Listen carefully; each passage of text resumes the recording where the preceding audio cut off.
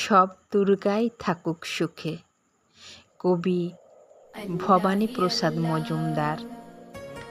এক দুর্গা রিক্সা চালায় কোচবিহারের হাটে, এক দুর্গা 100 দিনের কাজে মাটি কাটে, এক দুর্গা রাস্তা বানায় পিচ ও পাথর ঢালে, এক দুর্গা রোজ চুনো মাছ ধরছে বিলে খালে, এক দুর্গা করছে মাঠে দিন মজুরের কাজ, এক দুর্গা খিদেয় কাঁদে পায়নি খেতে আজ। সবাই জানি এদের কারো হয় না কোনো পূজা, এরা তোমার মতো নয়কো দশভুজা।